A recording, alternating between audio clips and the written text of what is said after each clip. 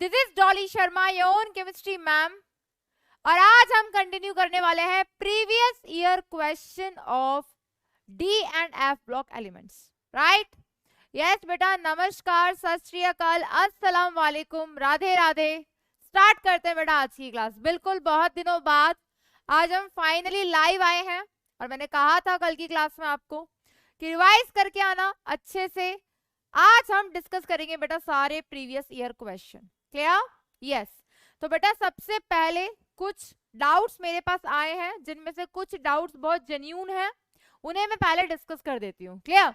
वो डाउट मेरे पास ये आया है कि मैम आपने एफ ब्लॉक एलिमेंट्स वाले में ऑक्सीडेशन स्टेट की स्टेबिलिटी कैसे बताई है, वो एक बार एक्सप्लेन कर दूं। बेटा stability of oxidation state compare की जाती है on the basis of their electronic configuration, साथ के साथ ऑन द बेसिस ऑफ, यहां पर हमने कि उनका कितना एनर्जी डिफरेंस है जिसमें इलेक्ट्रॉन प्रेजेंट है। अगर मैं सिर्फ और सिर्फ लैंथेनॉइड्स का भी डिस्कस करूं तो आपको सबका क्लियर हो जाएगा।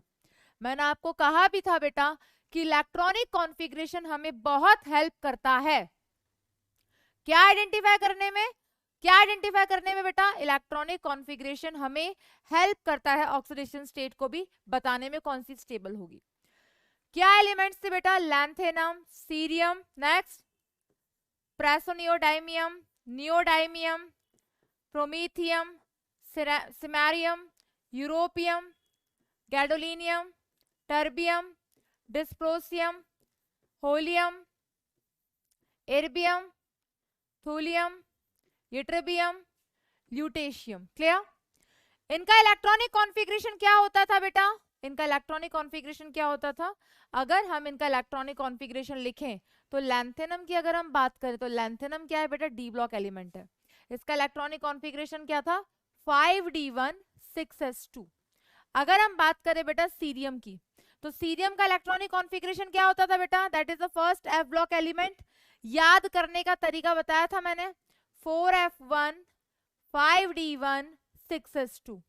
लैंथेनॉइड्स में क्या याद रखना था बेटा कि लैंथेनॉइड्स में f2 और f8 नहीं आता, क्लियर?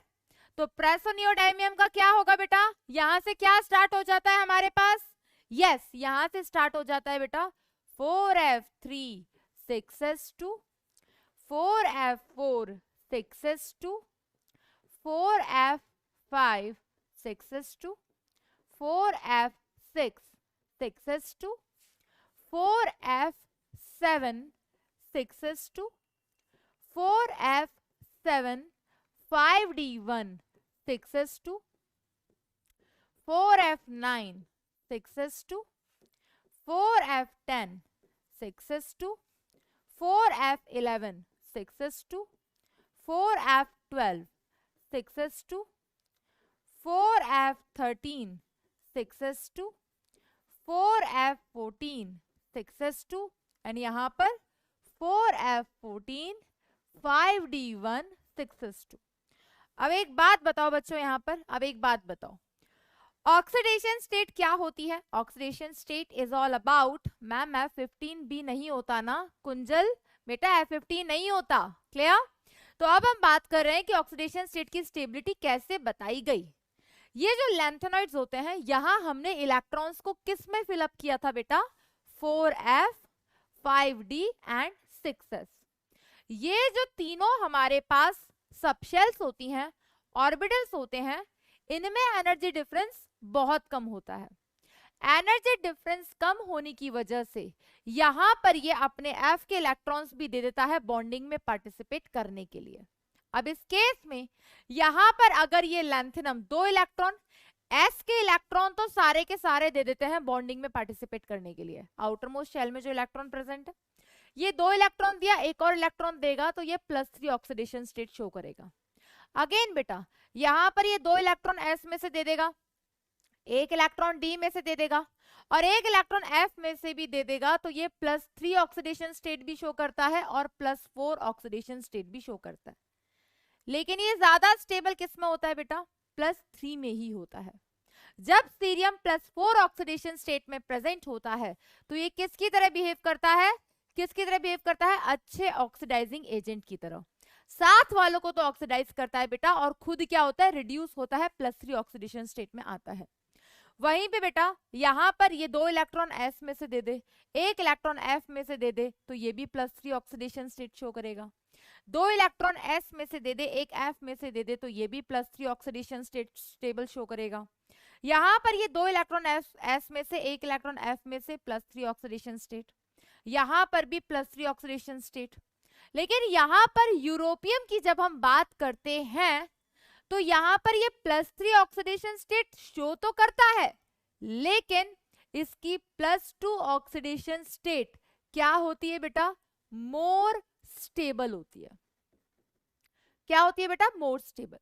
ये ऑक्सीडेशन स्टेट यहाँ पर स्टेबल क्यों होती है, क्योंकि बेटा 2 इलेक्ट्रॉन जब निकल जाएंगे तो F के अंदर 7 इलेक्ट्रॉन बच जाएंगे, और F ऑर्बिटल के अंदर 0 इलेक्ट्रॉन हो, 7 इलेक्ट्रॉन हो या 14 इलेक्ट्रॉन हो, यानी कि या तो वो वेकेंट हो या हाफ फिल्ड हो या स्टेबल हो। फुल्ली फिल्ड हो तो वो स्टेबल होगा इसमें कितना हो जाएगा बेटा, स्टेबल ऑक्सीडेशन स्टेट +2।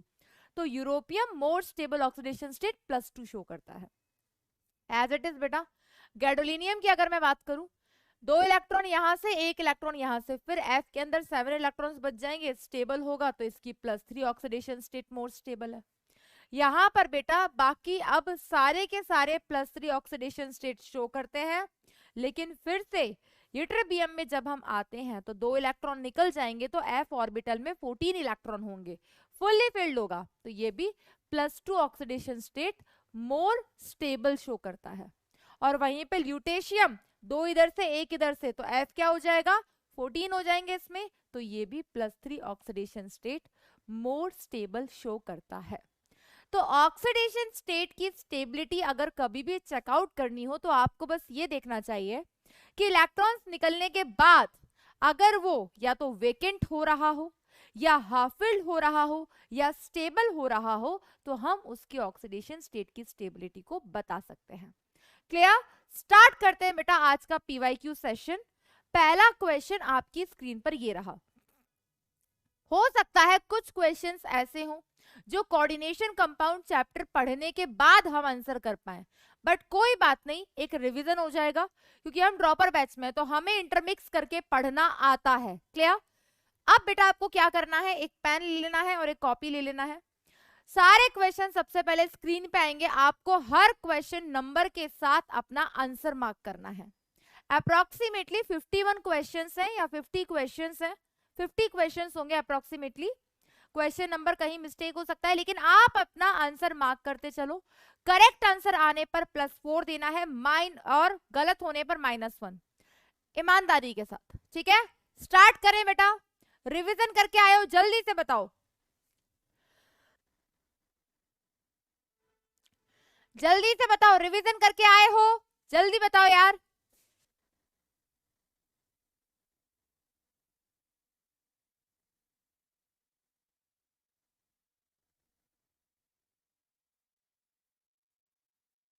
यस बेटा, स्टार्ट करें आज का सेशन। पहला क्वेश्चन आपकी स्क्रीन पर ये रहा, जल्दी से बच्चों, सारे बच्चों देख लो एक बार ध्यान से। पहला क्वेश्चन आपकी स्क्रीन पर ये रहा। कोशिश ये है कि 50 के 50 पीवाईक्यूज मैं क्लास में करा दूं। जितने हो गए अच्छी बात है, नहीं हो पाए मैं होमवर्क दे दूंगी। क्लियर?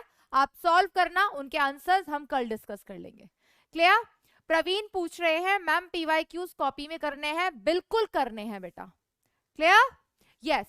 पहला क्वेश्चन क्या है बेटा, ध्यान से पढ़ना। Match the catalyst with the process. देखो बेटा, एक पूरी क्लास हम पीवाईक्यू को देंगे, अगर सारे हो गए तो अच्छी बात है, नहीं हुए तो मैं होमवर्क दे दूंगी, और उनमें जो डाउट्स है उन्हें अगले दिन डिस्कस कर लेंगे। ठीक है, हमें मैच करना है। यहां हमें कैटलिस्ट दे रखा है, यहां हमें प्रोसेस का नाम दे रखा है। अब यहां जो ये क्वेश्चन है ना बेटा, ये ऑर्गेनिक से भी उठकर आया हुआ है, और आपने ऑर्गेनिक पढ़ी हुई थी, इसलिए मैंने इस क्वेश्चन को डिलीट नहीं किया। क्या लिखा हुआ है बेटा, वेनेडियम पेंटाऑक्साइड। नेक्स्ट लिखा हुआ है TiCl4 + AlCH3 थ्राइस। ये कैटलिस्ट के बारे में अभी हम पढ़ेंगे, कहां पर बेटा, कोऑर्डिनेशन कंपाउंड चैप्टर में, जब हम डिस्कस करेंगे applications of coordination compound. Clear? Next palladium chloride और नेक्स्ट निकल कॉम्प्लेक्सेस। याद करो बेटा, हाइड्रोकार्बन वाला चैप्टर। हाइड्रोकार्बन वाले चैप्टर में एल्काइंस में आपने एक केमिकल प्रॉपर्टी पढ़ी होगी एल्काइंस की, जहां पॉलीमराइजेशन होता है, किसकी प्रेजेंस में होता है, NiCN4 की प्रेजेंस में होता है, निकल कॉम्प्लेक्सेस की प्रेजेंस में होता है। तो यहां पर फोर्थ ऑप्शन, इसकी प्रेजेंस में क्या होता है बेटा, पॉलीमराइजेशन। नेक्स्ट बेटा पैलेडियम क्लोराइड, पैलेडियम क्लोराइड अगर याद हो बेटा, इसको यूज किया जाता है ऑक्सीडेशन, एल्काइन से अगर हमें किसका फॉर्मेशन करना है बेटा, एल्कोहल का, तो हम किसका यूज करते हैं, that is oxidation of ethyne to ethanol, that is palladium chloride. TiCl4 plus AlCH3 whole thrice, यहां से हमारे पास फॉर्मेशन होता है जिगलर नाटा कैटलिस्ट का, इसके बारे में हम पढ़ेंगे कोऑर्डिनेशन कंपाउंड चैप्टर में। तो ये किसके लिए यूज होता है बेटा, that is TiCl4 and that, ये किसके लिए यूज होता है बेटा, पॉलीमराइजेशन ऑफ इथाइलिन, इसको हम पढ़ेंगे बेटा। V2O5, V2O5 किसके लिए यूज होता है, oxidation of SO2 into manufacture of H2SO4। तो P ब्लॉक एलिमेंट्स में कॉन्टैक्ट प्रोसेस पढ़ेंगे, जहां पे H2SO4 की प्रिपरेशन पढ़ेंगे, तब ये आएगा। तो बेटा इनऑर्गेनिक में क्वेश्चन मिक्स होकर भी आ सकता है। अब अगर चीजें याद होंगी तो स्ट्राइक करेगा, याद नहीं होंगी तो स्ट्राइक नहीं करेगा। इसका करेक्ट आंसर हो गया ऑप्शन बी। नेक्स्ट क्वेश्चन आपकी स्क्रीन पर ये रहा, व्हेन न्यूट्रल और faintly alkaline KMnO4 is treated with potassium iodide, faintly alkaline that is KMnO4 जब रिएक्ट करता है, एक होता है बेटा एसिडिक मीडियम और एक होता है फेंटली अल्कलाइन मीडियम, यानी कि बेसिक मीडियम। तो ये इंपॉर्टेंट रिएक्शन है बेटा, ध्यान रखना। जब फेंटली अल्कलाइन मीडियम होता है तो ये KMnO4 जो है ये आयोडीन को कन्वर्ट करता है आयोडेट आयन में। किस में बेटा, आयोडेट आयन में। अगर वहीं पे यहाँ पे क्या होता बेटा, KMnO4 एसिडिक मीडियम में होता तो वो I- को किस में रिड्यूस कर देता, आयोडीन में, अगर यहाँ पर एसिडिक मीडियम होता। तो क्वेश्चन में क्या बोला है बेटा, क्वेश्चन में यहाँ पर बोला है कि जब ये KMnO4 ट्रीट करेंगे पोटेशियम आयोडाइड के साथ, तो वो हमारे पास जो आयोडाइड आयन है जिसे हम I- बोल रहे हैं, वो किस में कन्वर्ट हो जाएगा, X में। तो वो X होगा बेटा आयोडेट आयन। यहाँ पर आयोडीन की ऑक्सीडेशन स्टेट -1 है, यहाँ पर आयोडीन की ऑक्सीडेशन स्टेट +5 है। क्लियर। अगर एसिडिक मीडियम में पूछता तो -1 से वो 0 में जाता। क्लियर। ये रिएक्शन याद रखना बेटा, बिल्कुल बेटा फिजिकल में आपने पढ़ा है, फिर भी इसको ऐड कर लेना। अब देखो बेटा, कभी फिजिकल की रिएक्शन इनऑर्गेनिक में पूछ लेता है, कभी इनऑर्गेनिक की रिएक्शन फिजिकल में पूछ लेता है। क्लियर। नेक्स्ट क्वेश्चन आपकी स्क्रीन पर ये रहा, द मैग्नेट एंड पर मैग्नेट। अब बेटा अगर रिवीजन किया होगा तो कोई कंफ्यूजन नहीं होगा। मैग्नेट किसे बोलते हैं बेटा, मैग्नेट बोलते हैं MnO4 -2 को, और पर मैग्नेट किसे बोलते हैं बेटा, MnO4-। Ions are tetrahedral due to, तो हमारे पास MnO4-2 की स्ट्रक्चर क्या थी, कुछ इस तरीके से हमारे पास इसकी स्ट्रक्चर थी, दैट इज MnO4-2। वहीं पे MnO4- की स्ट्रक्चर क्या थी बेटा, इस तरीके से हमारे पास इसकी स्ट्रक्चर थी। अगर दोनों के सेंट्रल एटम को देखें तो इसका हाइब्रिडाइजेशन भी sp3, क्योंकि 4 सिग्मा बॉन्ड है, और वहीं पे बेटा यहां पर भी हाइब्रिडाइजेशन sp3। क्लियर। अब क्वेश्चन में क्या बोला है कि ऐसा क्यों है कि ये दोनों टेट्राहेड्रल हैं, तो चलो पढ़ते हैं क्या क्या रीजंस दे रखे हैं। पहले क्या बोला है बेटा, देखेंगे फर्स्ट ऑप्शन क्या बोला है यहाँ पे, the pi bonding involves overlap of p orbital of oxygen with d orbital of manganese, यानी कि यहां जो पाई बॉन्ड बन रहा है वो किसकी ओवरलैपिंग से बन रहा है, तो ये आपने केमिकल बॉन्डिंग में सीखा था। जब भी आपको पता करना हो कि यहां जो पाई बॉन्ड बना है वो किसकी ओवरलैपिंग से बना है, PP की से बना है या P और D की ओवरलैपिंग से बना है, तो क्या सिखाया था बेटा, जो सेकंड पीरियड का एलिमेंट होता है वो तो अपना हमेशा p ऑर्बिटल ही देगा ओवरलैपिंग के लिए, क्योंकि उसके पास d ऑर्बिटल नहीं होता। लेकिन जो हमारे पास अदर एटम होगा सेकेंड पीरियड के अलावा, उस केस में हम देखेंगे उसका हाइब्रिडाइजेशन। इस मैग्नीज का हाइब्रिडाइजेशन sp3 है। इसके पास अब एक भी p ऑर्बिटल अवेलेबल नहीं है कोलेटरल ओवरलैपिंग करने के लिए। तो ये जो दो पाई बॉन्ड बने, इसमें ऑक्सीजन ने तो अपना p ऑर्बिटल दिया है, लेकिन मैग्नीज ने अपना d ऑर्बिटल दिया है ओवरलैपिंग के लिए। तो ये वाला पाई बॉन्ड भी p पाई d पाई वाला है, और ये वाला पाई बॉन्ड भी p पाई d पाई वाला है। सेम एज इट इज यहां पर भी 3 पाई बॉन्ड प्रेजेंट हैं। तीनों पाई बॉन्ड ऑक्सीजन के साथ हैं। ऑक्सीजन सेकेंड पीरियड से बिलोंग करता है, तो वो तो अपना p ऑर्बिटल ही देगा ओवरलैपिंग के लिए। लेकिन ये जो मैग्नीज है, इसका हमने देखा हाइब्रिडाइजेशन, इसका हाइब्रिडाइजेशन sp3 है। और पाई बॉन्ड किससे बनता है? Collateral overlapping. कोलेटरल ओवरलैपिंग कौन करते हैं? अनहाइब्रिड ऑर्बिटल, जिन्होंने हाइब्रिडाइजेशन में पार्टिसिपेट नहीं किया। यहां पर p के तीनों ऑर्बिटल में अगर हाइब्रिडाइजेशन में पार्टिसिपेट कर लिया, तो अब मैग्नीज किसे देगा कोलेटरल ओवरलैपिंग के लिए? d को देगा। तो ये तीनों जो पाई बॉन्ड यहां बने हुए हैं, ओवरलैपिंग किसकी हुई है? p पाई d पाई की। तो जिसमें ऑक्सीजन ने तो अपना p पाई दिया है और मैग्नीज ने अपना d ऑर्बिटल दिया है। सो correct answer will become option ए। लेकिन बाकी ऑप्शंस को पढ़ते हैं कि वो गलत क्यों है। There is no pi bonding, क्या यहाँ पर कोई पाई बॉन्डिंग नहीं है? ये ऑप्शन कंपटीशन से बाहर। बिल्कुल पाई बॉन्डिंग तो हो रही है। The pi bonding involves overlap of p orbital of oxygen and p orbital of manganese. यहां पर इसने क्या गलती कर दी? p ऑर्बिटल ऑफ मैग्नीज बोल दिया। p ऑर्बिटल ऑफ मैग्नीज दोनों ही केसेस में हाइब्रिडाइजेशन में पार्टिसिपेट कर चुके हैं, और अगर हाइब्रिडाइजेशन में पार्टिसिपेट कर चुके हैं तो वो तो पाई बॉन्ड बना ही नहीं सकते, क्योंकि पाई बॉन्ड कौन बनाता है? अनहाइब्रिड ऑर्बिटल, जिसने हाइब्रिडाइजेशन में पार्टिसिपेट नहीं किया। मोहम्मद शुएल जी बोल रहे हैं मैम थोड़ा फास्ट कराओ, आंसर बताती जाऊं क्या बेटा? ये भी जानना जरूरी है बाकी स्टेटमेंट गलत क्यों है। जहां इंपॉर्टेंट है, जहां इंपॉर्टेंट नहीं वहां मैं रिमूव कर दूंगी। Clear? The pi bonding involves overlap of d orbital of oxygen. यहाँ पे इसने क्या गलती कर दी? d ऑर्बिटल ऑफ ऑक्सीजन कर दिया। ऑक्सीजन सेकेंड पीरियड से है तो उसके पास तो d ऑर्बिटल है ही नहीं है, तो ये ऑप्शन भी कंपटीशन से बाहर।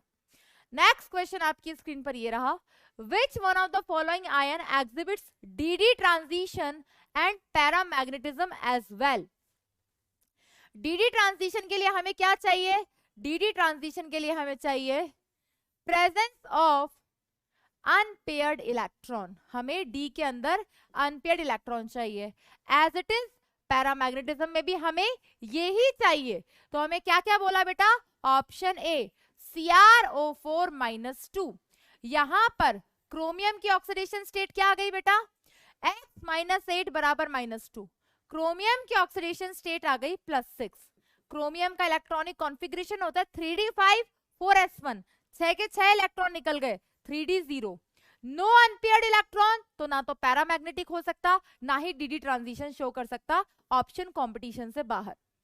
सेकंड ऑप्शन हमको बोला डाइक्रोमेट, इसके पास अनपेयर्ड इलेक्ट्रॉन नहीं है, फिर भी ये कलर शो करता है।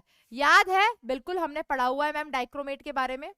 ये ऑरेंज कलर शो करता है due to ligand to metal charge transfer. ये ऑप्शन कंपटीशन से बाहर। MnO4- पर्पल कलर का होता है, बिल्कुल इसके अंदर 0 इलेक्ट्रॉन है तो पैरामैग्नेटिक तो हो नहीं सकता। फिर ये कलर कैसे शो करता है? Due to ligand to metal charge transfer. ये हम पढ़ेंगे किसके अंदर? कोऑर्डिनेशन के अंदर। ये दोनों ऑप्शन कंपटीशन से बाहर। Correct answer will become option C. क्या है बेटा? MnO4-2। सेंट्रल एटम की ऑक्सीडेशन स्टेट +6, इलेक्ट्रॉनिक कॉन्फ़िगरेशन होता 3d5 4s2, 6 इलेक्ट्रॉन निकल गए 3d1। अनपेयर्ड इलेक्ट्रॉन भी प्रेजेंट है तो dd ट्रांजिशन भी करेगा और पैरामैग्नेटिक भी है, तो correct answer will become option C. Next question देखेंगे बेटा, the reason for greater range of oxidation state in actinoids is attributed to.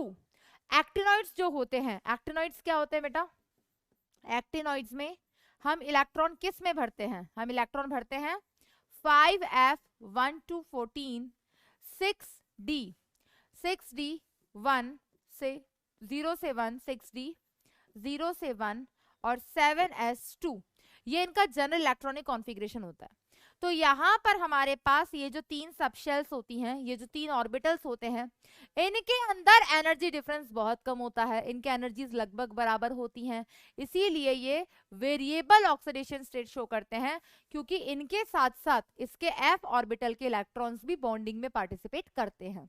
तो करेक्ट आंसर क्या हो जाएगा बेटा, पहला ऑप्शन में क्या बोला, the radio active nature of actinoids, कदापि नहीं, ऐसा नहीं है कि इसमें रेडियो एक्टिव एलिमेंट्स होंगे तो ये वेरिएबल ऑक्सीडेशन स्टेट शो करेगा। एक्टिनाइड कॉन्ट्रैक्शन, एक्टिनाइड कॉन्ट्रैक्शन हो सकता था, लेकिन मोर करेक्ट रीजन ये होगा 5f 6d एंड 7s, ये जो एनर्जी होती है इनकी वो लगभग बराबर होती हैं। Correct answer will become option C. D में बोला था 4f and 5d levels being close in energy, भाई 7s भी आना था, इसलिए डी ऑप्शन गलत है। नेक्स्ट क्वेश्चन आपकी स्क्रीन पर ये रहा, which one of the following statement is related to lanthanoid is incorrect. इनमें से कौन सा स्टेटमेंट लैंथेनॉइड्स के रिगार्डिंग इनकरेक्ट है, ध्यान से पढ़ेंगे बेटा। यूरोपियम शोज +2 ऑक्सीडेशन स्टेट, बिल्कुल अभी हमने पढ़ा था। इलेक्ट्रॉनिक कॉन्फ़िगरेशन यूरोपियम का होता है 4f7 6s2, इसमें से जब 2 इलेक्ट्रॉन निकल जाते हैं तो f के अंदर 7 इलेक्ट्रॉन्स होते हैं, हाफ फिल्ड होता है, स्टेबल होता है, इसलिए बिल्कुल ये +2 ऑक्सीडेशन स्टेट शो करता है। क्वेश्चन बड़ा ध्यान से पढ़ना बेटा, इनकरेक्ट बोला है और ये स्टेटमेंट करेक्ट है। क्लियर, कैसा है स्टेटमेंट, करेक्ट। बी स्टेटमेंट ध्यान से पढ़ो बेटा, क्या बोला है, the basicity as the ionic radius decreases from promethium to lutetium. Basicity बिल्कुल लैंथेनम टू ल्यूटेशियम की तरफ जाते टाइम डिक्रीज होती है, रीजन बताया था बेटा, रेडियस भी डिक्रीज होती है, बिल्कुल, तो ये स्टेटमेंट भी करेक्ट है। ऑल द लैंथेनोन्स, बेटा लैंथेनोन्स लैंथेनॉइड्स को ही बोलते हैं, are much more reactive than aluminium. जितने भी लैंथेनॉइड्स हैं वो एल्यूमिनियम से भी ज्यादा रिएक्टिव है, ऐसा कुछ भी नहीं है, ये इनकरेक्ट स्टेटमेंट है और हमारा करेक्ट आंसर है। Cerium +4 solutions are widely used as oxidizing agent in volumetric analysis. Absolutely right, क्योंकि सीरियम +4 ऑक्सीडेशन स्टेट शो करता है, लेकिन ये +3 में आना चाहता है। +3 में कैसे आएगा, +3 में आने के लिए क्या करना पड़ेगा, ऑक्सीडाइजिंग एजेंट की तरह अगर बिहेव करेगा, साथ वाले को ऑक्सीडाइज करेगा, खुद रिड्यूस हो जाएगा। सो करेक्ट, ये स्टेटमेंट भी करेक्ट है। तो इनकरेक्ट आंसर क्या हो गया बेटा, option C. Next question, which one of the following statement is correct when SO2 is passed through acidified K2Cr2O7 solution। बेटा हमने रिएक्शंस पढ़ी थी K2Cr2O7 की। K2Cr2O7 की रिएक्शन जब हम कराते हैं H2SO4 के साथ, तो हमने जब वहां पर 2 रिएक्शन पढ़ी थी, एक तो हमने पढ़ा था कि आइस कोल्ड H2SO4 है और एक वार्म H2SO4 है। जब हमारे पास वार्म H2SO4 होगा, एसिडिक प्रेजेंस में होगा, तो SO2 यानी कि जब H2SO4 पास किया तो यहां से किसका फॉर्मेशन हुआ था बेटा, क्रोमियम सल्फाइड का फॉर्मेशन हुआ था, that is green colour solution and that will be the correct answer. Clear. Next question आपकी स्क्रीन पर ये रहा, the electronic configuration of europium, gadolinium and terbium. देखो बेटा 2016 में आया हुआ क्वेश्चन है, मैंने क्यों आपको इलेक्ट्रॉनिक कॉन्फ़िगरेशन रटवाए थे, याद आ रहा है बेटा, मैंने कहा था इलेक्ट्रॉनिक कॉन्फ़िगरेशन याद करना बहुत इंपॉर्टेंट है, सीधा सीधा क्वेश्चन आया हुआ है इलेक्ट्रॉनिक कॉन्फ़िगरेशन से। क्लियर, तो हमें ये क्या पूछा है, यूरोपियम, गैडोलिनियम और टर्बियम का, तो हमें क्या याद रखना था भाई, मैंने आपको पूरा याद करवाया था। यूरोपियम का होता है 4f7 6s2, गैडोलिनियम का होता है 4f7 5d1 6s2, और ये याद कराया था कि लैंथेनॉइड्स में f8 नहीं होता, सीधे f9 आ जाता है 6s2। देख लो बेटा कौन सा आंसर मैच कर रहा है, correct answer will become option A. Clear, yes. Next question आपकी स्क्रीन पर ये रहा, gadolinium belongs to 4f series, absolutely right. It's atomic number is 64. Which of the following is the correct electronic configuration of gadolinium? C. AIPMT वापस हुआ था ये राजस्थान में, और ये क्वेश्चन रिपीट हुआ था बेटा. सी, गैडोलिनियम का सीधा सीधा इलेक्ट्रॉनिक कॉन्फ़िगरेशन पूछा है, 4f7 5d1 6s2. तो बेटा याद कर लेना इलेक्ट्रॉनिक कॉन्फ़िगरेशन, बहुत बहुत बहुत इंपॉर्टेंट है. क्लियर? नेक्स्ट क्वेश्चन बेटा, because of lanthanoid contraction which of the following pairs of elements have nearly same atomic radius? तो ये हमने पढ़ा था बेटा, लैंथेनॉइड कॉन्ट्रैक्शन के क्या क्या इफेक्ट्स होते हैं. पहला, basic nature down the group decrease होता है, साइज डिक्रीज होता है, साथ के साथ तीसरा फैक्टर क्या था, 4D और 5D सीरीज के जो मेंबर्स हैं उनका साइज अप्रोक्सीमेटली सेम होता है. क्या हो जाएगा बेटा करेक्ट आंसर, बताओ जल्दी से. Zirconium, tantalum, titanium, zirconium, zirconium niobium, zirconium hafnium. याद है बेटा, लिखवाई थी 3D 4D 5D series. 4D 5D series के एलिमेंट्स है बेटा from group 4. Clear? Very good. Next question आपकी स्क्रीन पर ये रहा, the reaction of aqueous KMnO4 with H2O2 in acidic conditions give. Yes बेटा, किसका फॉर्मेशन करता है? जब इस KMnO4 की रिएक्शन हम कराते हैं किसके साथ, H2O2, दैट इज हाइड्रोजन पर ऑक्साइड. ये रिएक्शन हमने पढ़ी थी क्या बेटा? बिल्कुल, हमने परऑक्सीडाइज सल्फ्यूरिक एसिड के साथ पढ़ी थी बेटा. यहाँ पर ये Mn तो कन्वर्ट हो जाता है +2 ऑक्सीडेशन स्टेट में और ये O2 में चला जाता है. हमने सेम रिएक्शन पढ़ी थी बेटा किसके साथ, हमने पढ़ी थी परऑक्सीडाइज सल्फ्यूरिक एसिड के साथ. तो यहाँ पर ऑक्सीजन की ऑक्सीडेशन स्टेट -1, यहाँ पर ऑक्सीजन की ऑक्सीडेशन स्टेट 0. तो ये यहाँ पर किसकी तरह बिहेव कर रहा है, ऑक्सीडाइजिंग एजेंट की तरह. क्लियर? KMnO4 में इसकी ऑक्सीडेशन स्टेट +7, यहाँ पे +2, तो इसका क्या हो रहा है, दैट इज रिडक्शन. यस बेटा, तो करेक्ट आंसर क्या हो जाएगा इसका, 12th क्वेश्चन का करेक्ट आंसर हो जाएगा बिल्कुल बेटा ऑप्शन बी. नेक्स्ट क्वेश्चन आपकी स्क्रीन पर ये रहा, magnetic moment 2.83 is given by which of the following ions. बेटा मैग्नेटिक मोमेंट का क्या फॉर्मूला हमने पढ़ा था, दैट √n इंटू n+2. यहां पर n क्या रिप्रेजेंट करता है बेटा, नंबर ऑफ अनपेयर्ड इलेक्ट्रॉन को रिप्रेजेंट करता है. तो अब इस केस में आपको अनपेयर्ड इलेक्ट्रॉन गिनने थे और ये देखना था कि यहां पर मैग्नेटिक मोमेंट कितना आएगा. ठीक है, तो ऑप्शन ए में हमको क्या बोला बेटा, टाइटेनियम +3. टाइटेनियम का इलेक्ट्रॉनिक कॉन्फ़िगरेशन क्या होता है बेटा, टाइटेनियम का इलेक्ट्रॉनिक कॉन्फ़िगरेशन होता है 3D2 4s2. 3 इलेक्ट्रॉन निकल गए तो आ गया 3D1. अनपेयर्ड इलेक्ट्रॉन कितने, 1, तो इसका मैग्नेटिक मोमेंट कितना आ गया, √1 into 1+2, that becomes √3. Clear? Yes. Next बेटा बी ऑप्शन, निकल +2. निकल का इलेक्ट्रॉनिक कॉन्फ़िगरेशन होता है 3D8 4s2. क्या होता है बेटा निकल का electronic configuration, 3D8 4s2. 2 electron निकल गए तो ये हो गया 3D8. अब इसको अगर हम फिलअप करें 3D के अंदर तो इसमें कितने अनपेयर्ड इलेक्ट्रॉन है बेटा, 1 2 3 4 5 6 7 8. यहाँ पर 2 अनपेयर्ड इलेक्ट्रॉन है तो मैग्नेटिक मोमेंट कितना आ गया बेटा, √2 इंटू 2+2, दैट बिकम्स √8, जिसकी वैल्यू किसके बराबर आएगी, बिल्कुल बेटा 2.83. क्लियर?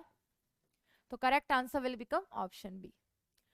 चाहो तो बाकियों का भी कैलकुलेट कर सकते हो on the basis of that. Janvi, Saurabh, 1-2 बच्चे और ओवेस खान, सब लोग बोल रहे हैं कि मैम पोल करवाइए.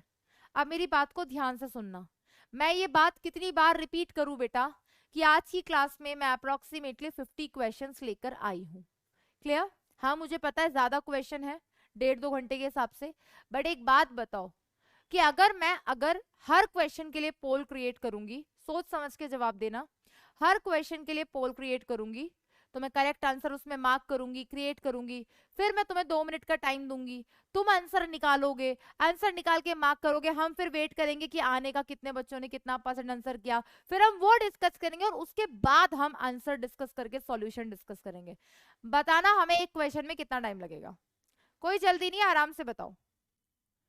बताना हमें एक क्वेश्चन को करने में कितना टाइम लगेगा। अभी मैं हर क्वेश्चन को डिस्कस भी कर रही हूं, आपको सॉल्व करने का टाइम भी दे रही हूं और हर क्वेश्चन को डिटेल एक्सप्लेनेशन भी दे रही हूं। क्लियर? तो उससे किसको फायदा हो रहा है, मुझे या तुम्हें? सोच समझ के जवाब दो, कोई जल्दी नहीं है। किसको फायदा हो रहा है? अगर आप चाहते हो मैक्सिमम क्वेश्चन फुल एक्सप्लेनेशन के साथ डिस्कस हो तो उसके लिए बेस्ट ऑप्शन क्या है? चलो ये बताओ। आपका पॉइंट एकदम सही है, मैं खुद पोल फेवर करती हूँ, मैं पोल करवाती भी हूं, बट व्हाट आई वांट अभी समझ आया? मैक्सिमम क्वेश्चन हो जाए, मैक्सिमम क्वेश्चन के साथ मैक्सिमम कंसेप्ट्स डिस्कस हो जाए फिर से, ताकि आपका रिवीजन हो जाए। अगर सिर्फ पोल क्रिएट करना है, मैं पोल क्रिएट करती हूँ, तुम आंसर मार्क करो, मैं आंसर मार्क करती हूँ, फिर दूसरा क्वेश्चन तुम आंसर मार्क करो, मैं आंसर मार्क करती हूँ, ये कर लेते हैं यार, कोई दिक्कत नहीं है। तो किसी की कोई क्लास छूट गई हो, किसी को कोई कंसेप्ट क्लास में ना समझ आया हो और इन केस वो क्वेश्चन अगर बोर्ड पे आ जाए, अगर उसके मन में डाउट है और वो नहीं पूछ पाया हो, दैट्स व्हाई मैं हर क्वेश्चन का डिटेल एक्सप्लेनेशन दे रही हूँ। क्योंकि कुछ बच्चों को रिवीजन करना आता है, पढ़ना आता है, उनको डर लगता है क्वेश्चन अप्रोच करने से, और मेरा फोकस अभी उन बच्चों पे है जो क्वेश्चन को देखकर घबरा जाते हैं।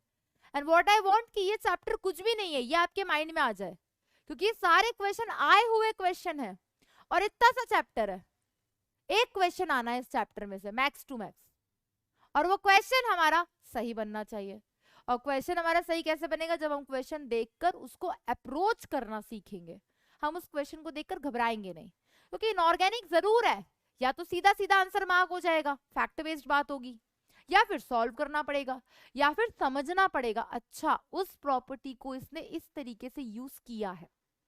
अब ये बातें जो मैंने बोली, इसको बोलने में मेरे 2-3 मिनट तो लग ही गए, 5 मिनट फिर गए हमारी क्लास के। क्लियर? तो बेटा समझा करो, टीचर जो भी करता है आपके फायदे के लिए करता है।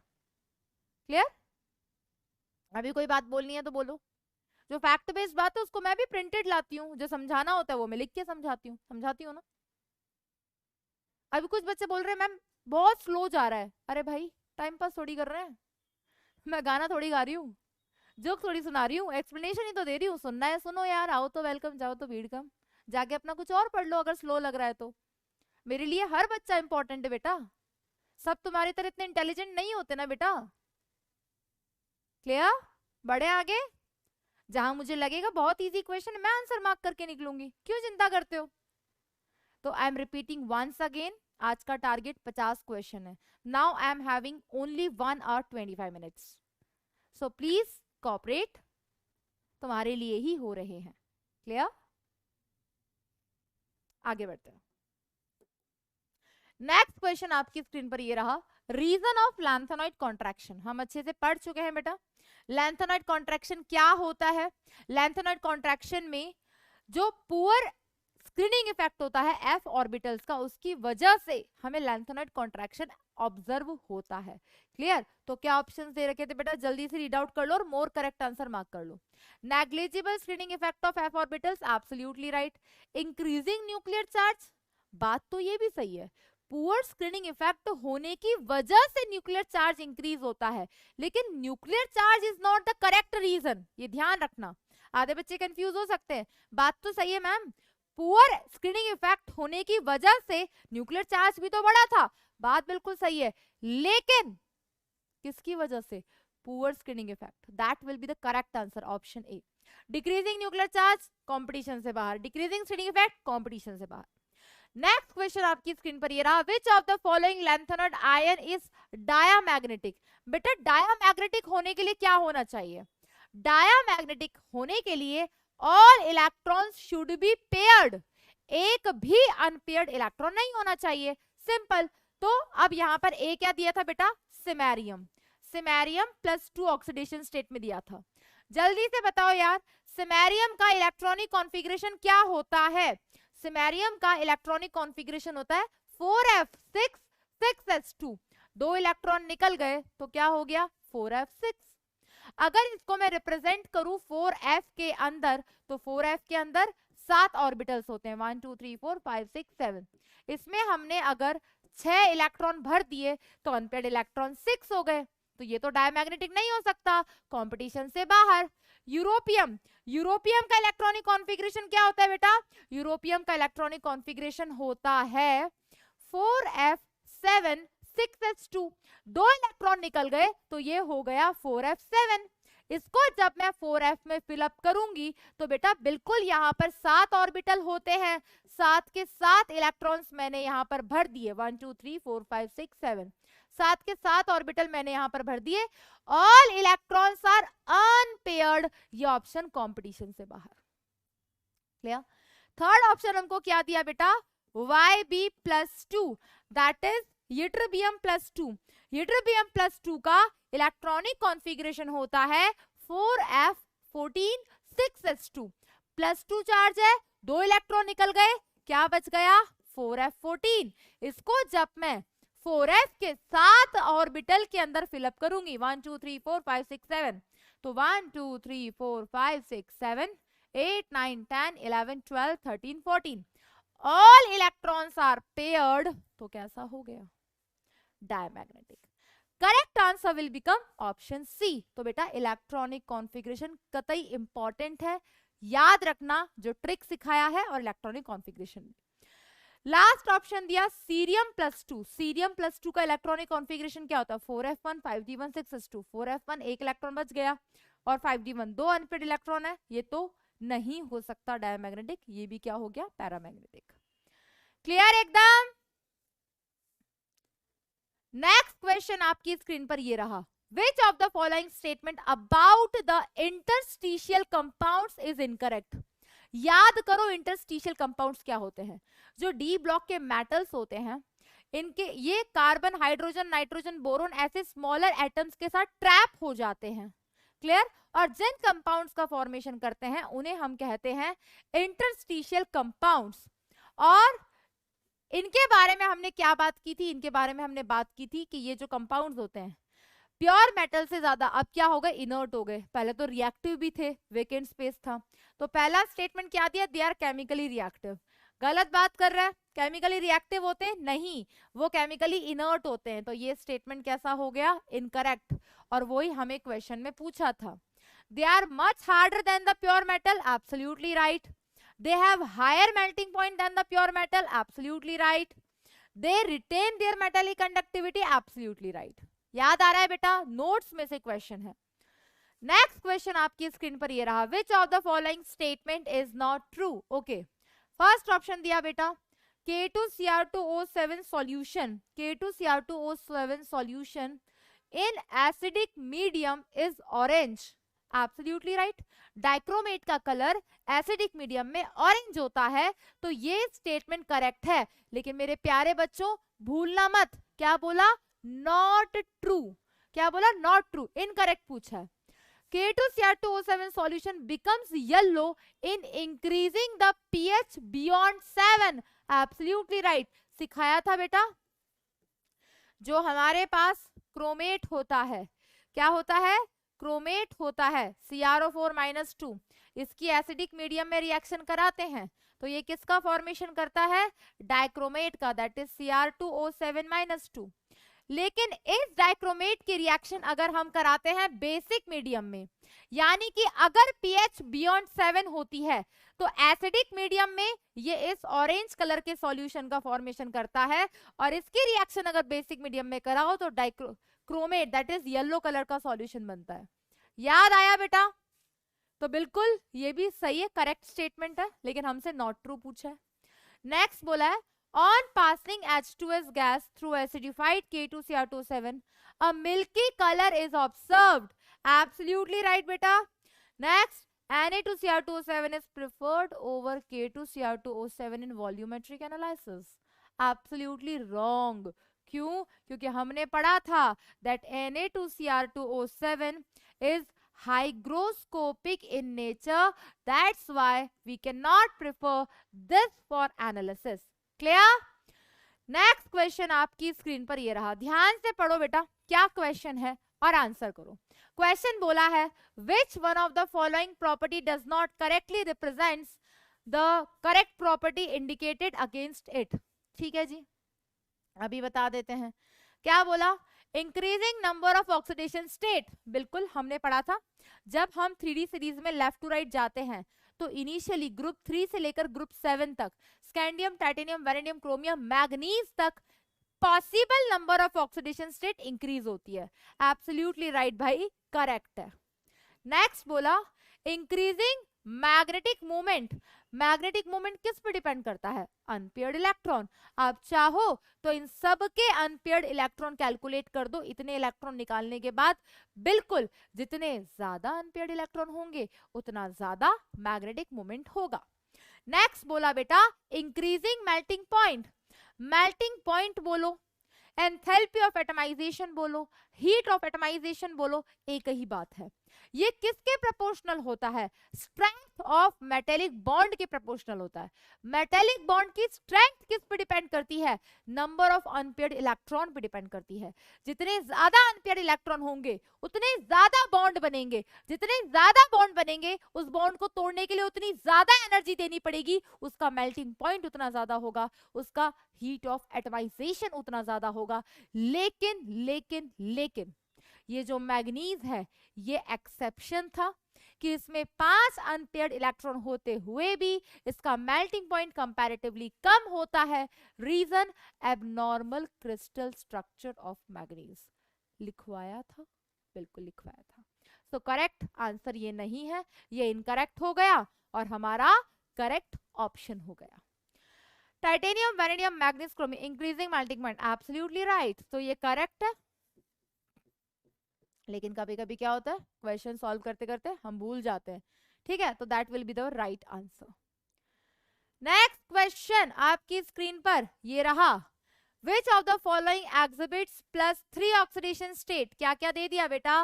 एक्टिनियम हमें पता है, thorium, protactinium and uranium. All depends on the electronic configuration. इसका इलेक्ट्रॉनिक कॉन्फ़िगरेशन क्या होता है बेटा? 6d1 7s2. थोरियम का इलेक्ट्रॉनिक कॉन्फ़िगरेशन क्या होता है बेटा? That is 6d2 7s2. Low next third का इलेक्ट्रॉनिक कॉन्फ़िगरेशन क्या होता है बेटा? 5f2 6d1 7s2. जिनको डाउट्स हो रहा था ना मैम ऑक्सीडेशन स्टेट छूट गया है, छूटा नहीं है बेटा, हमें लगा था आप कर लोगे. इसका electronic configuration 5f3 6d1 7s2. Again बेटा इनके बीच में भी एनर्जी डिफरेंस कम होता है. एनर्जी डिफरेंस कम होता है तो स्टेबल ऑक्सीडेशन कौन कौन सी ज्यादा शो करेगा? तो +3 ऑक्सीडेशन स्टेट जल्दी से बता दो बेटा कौन शो करेगा? जल्दी से बता दो बेटा. क्लियर है बेटा? यहां से जब 3 इलेक्ट्रॉन निकल जाएंगे तो इसका 5f जो है वो तो पहले से खाली है, वेकेंट ऑर्बिटल है. या तो f 0 हो या f 7 हो या F14 हो. जब ऐसी स्टेज आ जाती है तो जो भी एलिमेंट होता है वो अपनी स्टेबल ऑक्सीडेशन स्टेट में होता है. Actinium will be the correct answer. Clear? Next question आपकी स्क्रीन पर ये रहा. For successive members, successive members मतलब लाइन से हमें ये मेंबर्स दिए हुए हैं. Four successive members of first series of transition metal are listed below. ठीक. For which one of the following SRP standard potential बोला, लेकिन E0 के यहाँ पर क्या रिप्रेजेंट कर दिया? +2 से 0 में जा रहा है. Value has a positive sign. Simply क्या पूछा है? इनमें से किसकी SRP पॉजिटिव होती है? जल्दी से बता दो बेटा किसकी SRP पॉजिटिव होती है? यस, यहाँ पर किसकी SRP पॉजिटिव होती है? Absolutely right, copper. लिखवाया है ये नोट्स में. क्लियर? नेक्स्ट क्वेश्चन आपकी स्क्रीन पर ये रहा. Acidified K2Cr2 solution turns when Na2SO3 यानी कि sulphite is added to it. This is due to the formation of बेटा K2Cr2O7 की केमिकल प्रॉपर्टीज में पढ़ा था, ग्रीन कलर का सॉल्यूशन बन जाता है क्रोमियम सल्फेट का। क्लियर?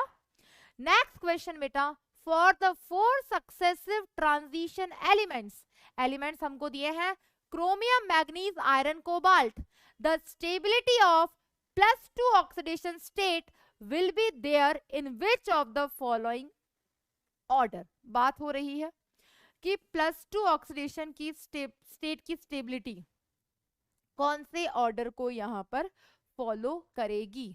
तो अब हमें यहां पर जल्दी से इनका इलेक्ट्रॉनिक कॉन्फ़िगरेशन लिख लेना चाहिए। क्या है बेटा? Chromium, manganese, iron, cobalt. Chromium का इलेक्ट्रॉनिक कॉन्फ़िगरेशन 3d5 4s1, इसका इलेक्ट्रॉनिक कॉन्फ़िगरेशन 3d5 4s2, इसका इलेक्ट्रॉनिक कॉन्फ़िगरेशन 3d6 4s2, इसका इलेक्ट्रॉनिक कॉन्फ़िगरेशन 3d7 4s2। इसमें से अगर 2 इलेक्ट्रॉन निकल जाएं तो 3d4, इसमें से 2 इलेक्ट्रॉन निकल जाएं 3d5, इसमें से 2 इलेक्ट्रॉन निकल जाएं 3d6, इसमें से 2 इलेक्ट्रॉन निकल जाएं 3d7। अब इनमें से सबसे ज्यादा स्टेबल कौन दिख रहा है बेटा? क्लियर है भाई, हाफ फिल्ड है, स्टेबल है, या तो डी में 0 हो, या डी में हाफ फिल्ड हो, या डी फुल्ली फिल्ड हो। और इन चारों में एक ही था जिसमें मैग्नीज सबसे ज्यादा है, that will be the correct answer.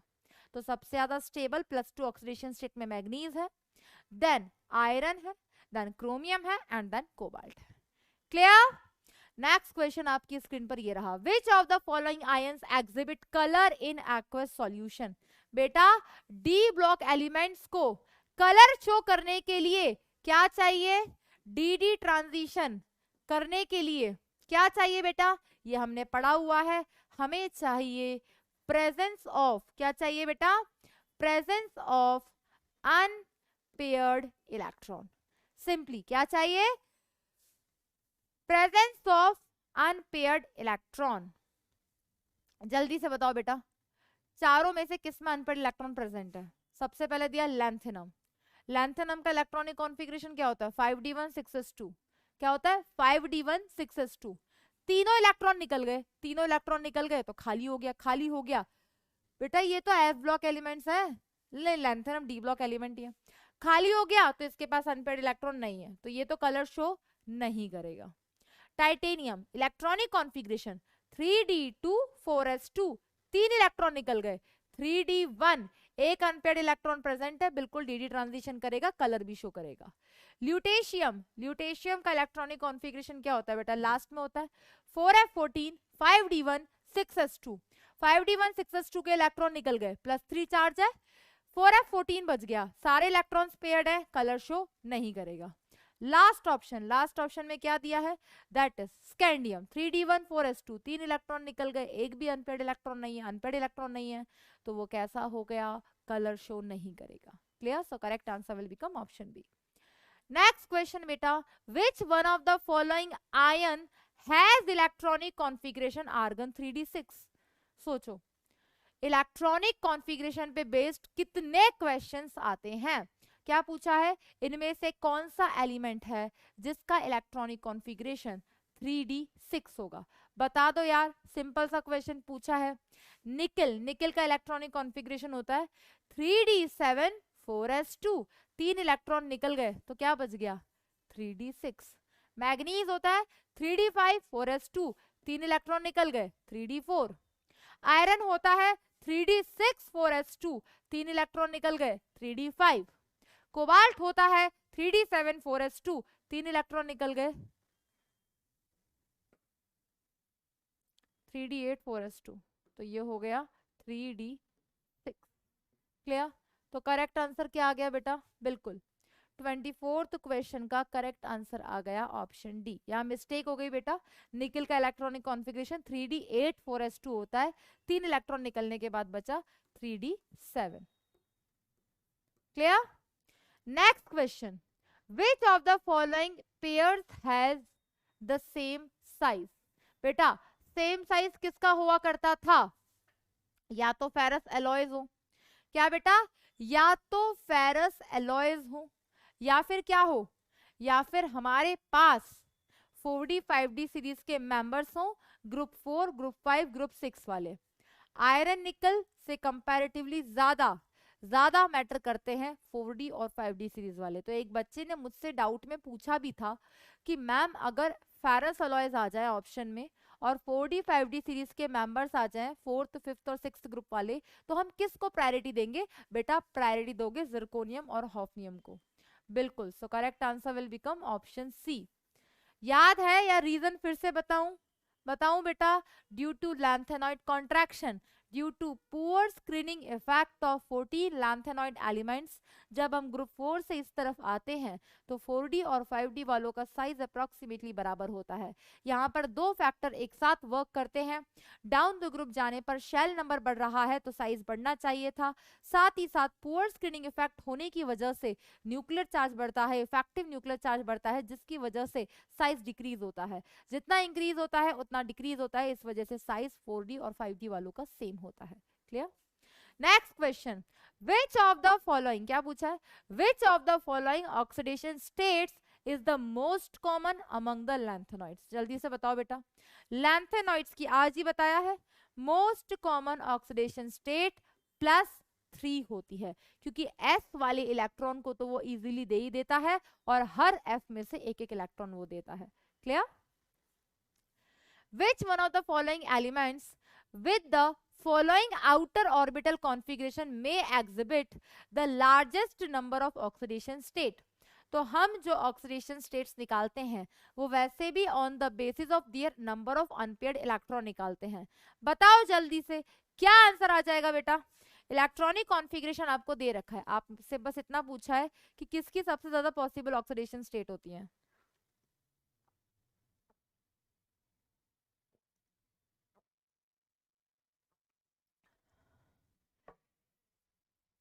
यहां बात कर रहा है क्रोमियम की, यहां बात कर रहा है मैग्नीज की, यहां बात कर रहा है वेनेडियम की, यहां बात कर रहा है टाइटेनियम की। पढ़ा हुआ है हमने, जिसमें जितने ज्यादा अनपेयर्ड इलेक्ट्रॉन है वो उतनी ज्यादा पॉसिबल ऑक्सीडेशन स्टेट शो करता है। और मैग्नीज तो +2 से लेकर +7 तक सारी ऑक्सीडेशन स्टेट शो करता है। Clear? The correct order of decreasing second ionisation enthalpy of, decreasing order पूछा है बेटा, second ionisation enthalpy of titanium, vanadium, chromium, manganese.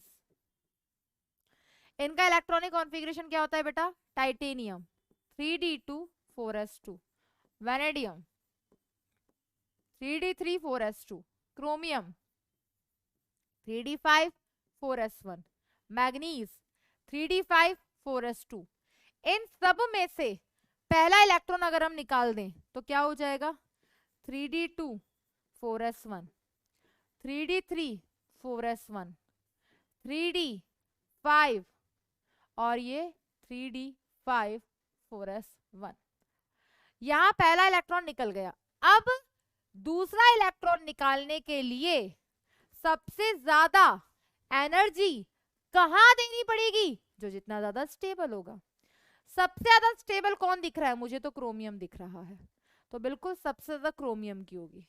Clear? क्या अब इलेक्ट्रॉन निकालने के लिए सबसे ज्यादा एनर्जी कहां देनी पड़ेगी? क्रोमियम। एक ही ऑप्शन में था, ऑप्शन बी।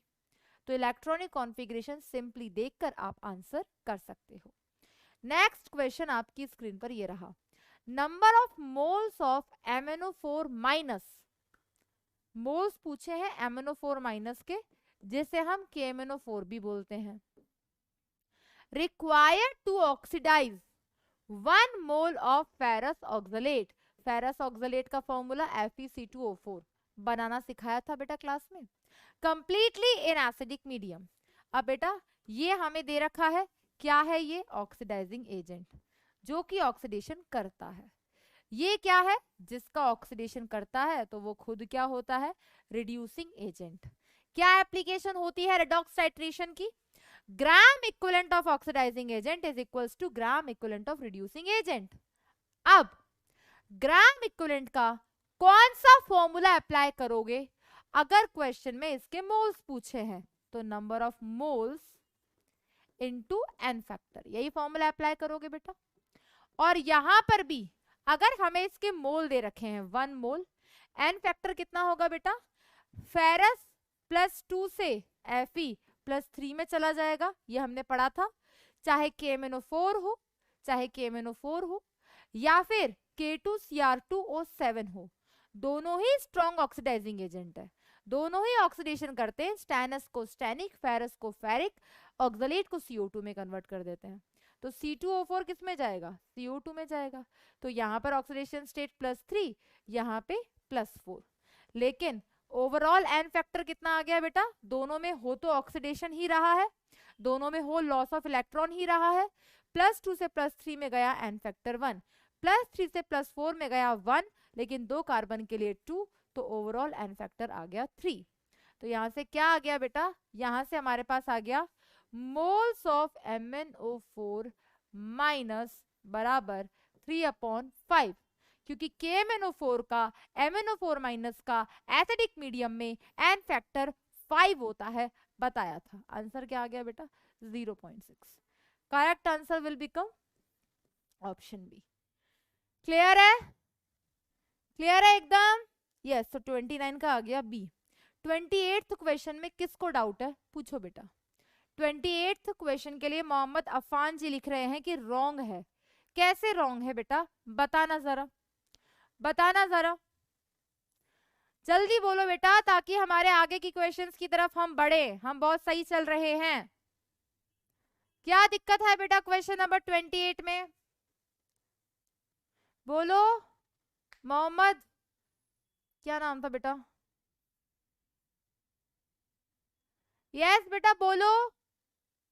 एमन खान मैम, न्यूमेरिकल्स में प्रॉब्लम है बेटा। न्यूमेरिकल मैंने क्लास में भी तो करवाए हैं मैम। सेकंड कैसे आया? अनुषा तिवारी बेटा क्या पूछा है? कहाँ सबसे ज्यादा आयनाइजेशन एनर्जी होगी? Second. Ionization energy is the energy required to remove an electron from the outermost shell of the isolated gaseous atom. अगर आपने मुझसे ही पीरियोडिक टेबल पढ़ा था तो हमने क्या बताया था बेटा? कि ये न्यूक्लियस अपना रामलाल है, आउटरमोस्ट इलेक्ट्रॉन अपना पिंकी है। क्लियर? और इस इलेक्ट्रॉन को निकालने के लिए उतनी एनर्जी देनी पड़ेगी जितना इसका इसके साथ अट्रैक्शन होगा। अब फैक्टर्स अफेक्टिंग आयनाइजेशन एंथैल्पी में हमने क्या पढ़ा था? Inversely proportional to size, directly proportional to effective nuclear charge, inversely proportional to screening effect, directly proportional to stability of electronic configuration. अगर इलेक्ट्रॉनिक कॉन्फ़िगरेशन हमारे पास स्टेबल है तो उस केस में उसमें से अगर इलेक्ट्रॉन निकालना है, क्योंकि जो स्टेबल है वो ना इलेक्ट्रॉन देना चाहता ना इलेक्ट्रॉन लेना चाहता, तो उस केस में उसकी आयनाइजेशन एनर्जी ज्यादा आएगी। समझ गए? तो अब इस केस में यहाँ पर क्रोमियम की आयनाइजेशन एनर्जी सेकंड ज्यादा आएगी नहीं आएगी? क्योंकि पहला इलेक्ट्रॉन निकल चुका, दूसरा इलेक्ट्रॉन डी में से निकलेगा। क्लास में भी कराया था। क्लियर? आगे बढ़े। नेक्स्ट क्वेश्चन आपकी स्क्रीन पर ये रहा, question number 30। Identify the incorrect statement among the following. क्या पूछा है? यहां पर हमें इनकरेक्ट स्टेटमेंट बताना है। इनकरेक्ट स्टेटमेंट, ठीक है, पढ़ते हैं पहले सारे ऑप्शंस। क्लियर? क्या ऑप्शंस दिए बेटा? Shielding power of 4f electrons is quite weak. बिल्कुल सही बात कर रहा है भाई। पढ़ो बेटा और बताओ इसका क्या आंसर होगा।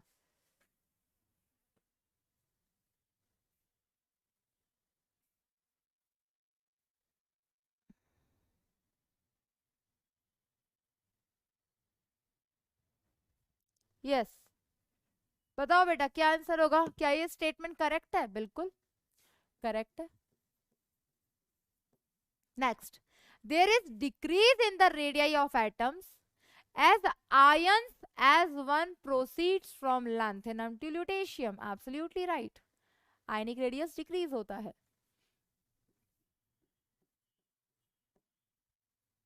Lanthanide contraction is the accumulation of successive shrinkages. इस स्टेटमेंट का क्या मतलब है मैम? बेटा हमारे पास बहुत सारे कंक्लूजन्स आए थे लैंथेनॉइड कॉन्ट्रैक्शन के, तो बिल्कुल सही है। उसके जितने भी कंक्लूजन्स आए उनके रिजल्ट्स भी सही हैं, ये भी करेक्ट है।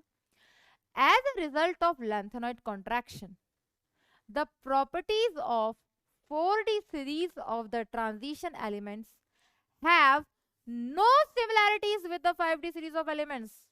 एग्जैक्टली गलत है, एब्सोल्युटली रॉन्ग, क्योंकि 4D और 5D वालों का साइज तो बराबर आया था। सो correct answer will become option D. तो ये जरूर पढ़ना कि करेक्ट पूछा है इनकरेक्ट पूछा है।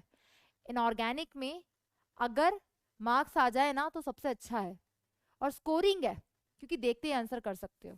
लेकिन अगर आपने क्वेश्चन को गलत पढ़ा तो पॉसिबिलिटी बहुत ज्यादा हो जाती है मिस्टेक्स होने की, क्योंकि नजर हटी दुर्घटना घटी, ध्यान रखना। Clear? Yes.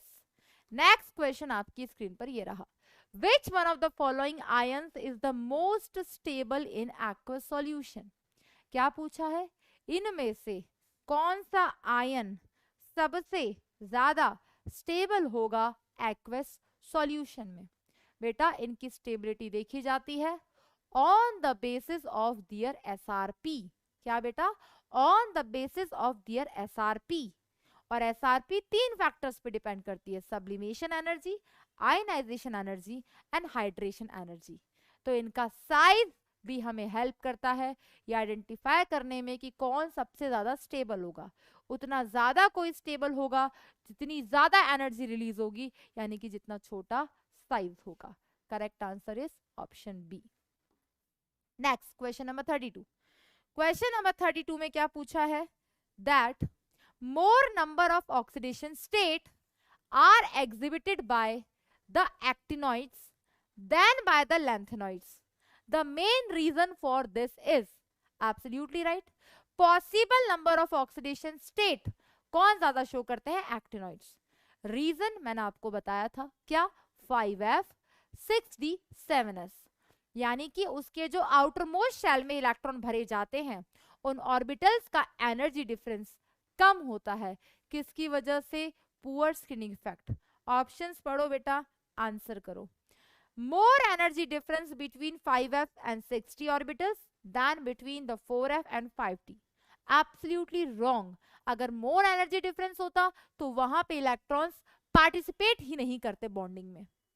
Laser energy difference between 5f and 6d orbitals than that between 4f and 5d. Absolutely right. Lanthanoids में इलेक्ट्रॉन 4f 5d में भरे जाते हैं, एक्टिनॉइड्स में 5f 6d में भरे जाते हैं, और इनमें एनर्जी डिफरेंस कंपैरेटिवली और कम होता है as compare to lanthanoids.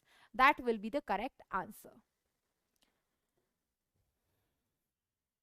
Greater metallic character of the lanthanoid than that of corresponding actinoids. गलत।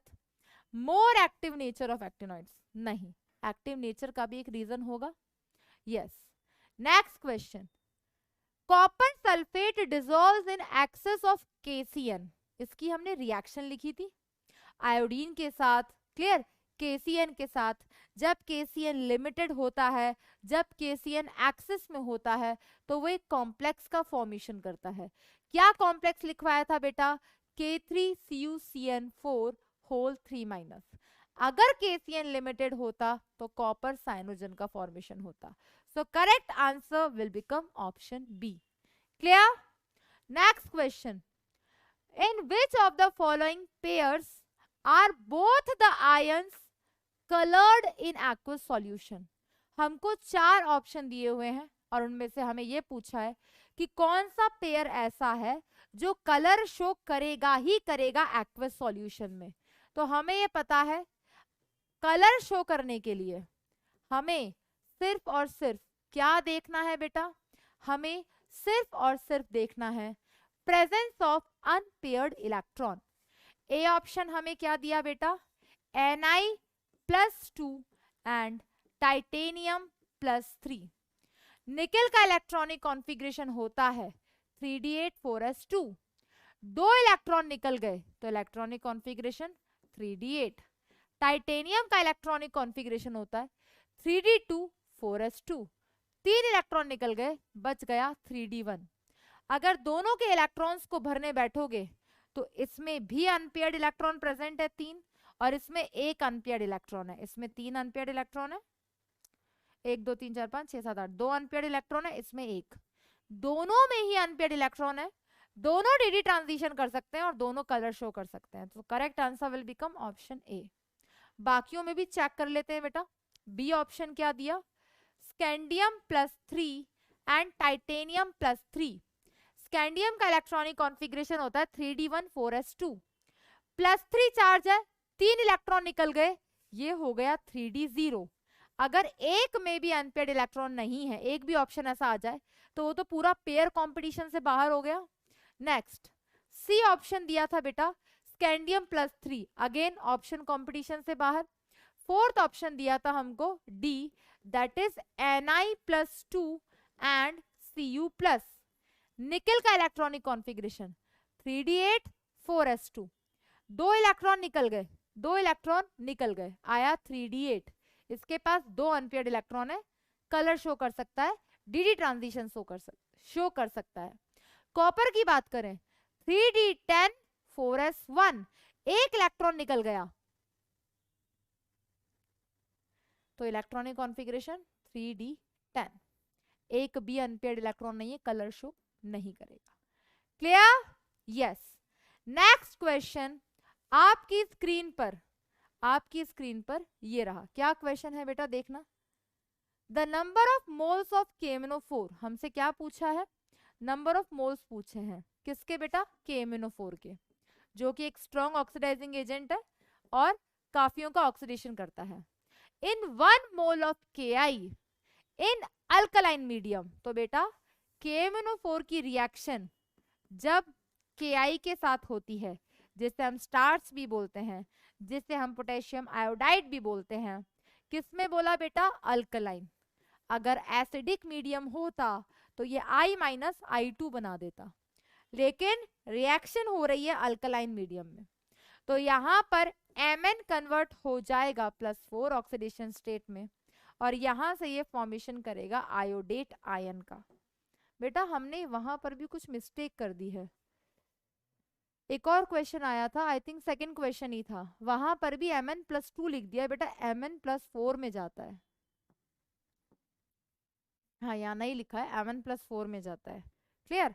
तो ये रिएक्शन फिर से रिपीट हुई बेटा, और इस पे बेस्ड हमारे पास क्वेश्चन आया। क्या क्वेश्चन है बेटा, देखना ध्यान से। अब इस केस में हमसे पूछे हैं क्या, मोल्स पूछे हैं KMnO4 के, तो ये हमारा ऑक्सीडाइजिंग एजेंट है, इसका ऑक्सीडेशन हुआ तो ये हमारा रिड्यूसिंग एजेंट है।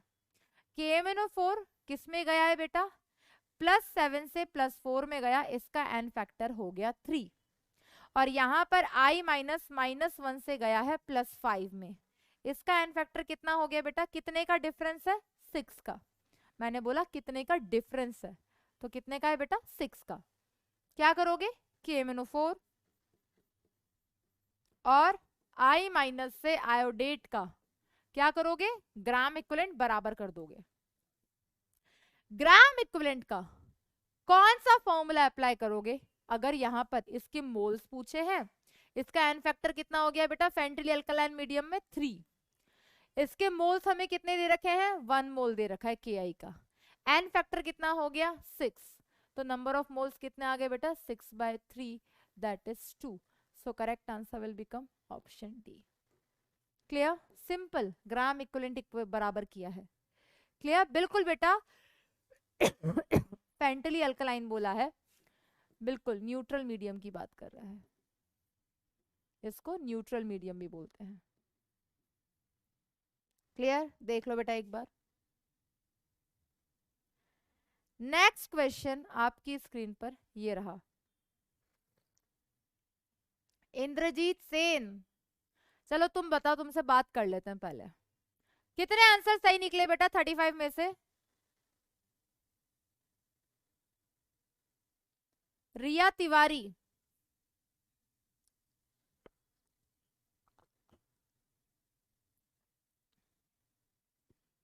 यस बेटा, अब तक कितने आंसर सही निकले, जल्दी से बता दो।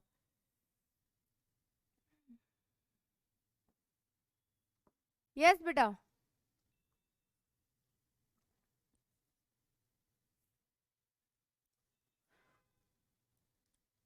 अब तक हमने जितने भी क्वेश्चन डिस्कस किए, कितने बच्चे ऐसे हैं जिनके जितने जितने आंसर करेक्ट हैं, उन्हें एक बार मेंशन कर दो, मेंशन कर दो।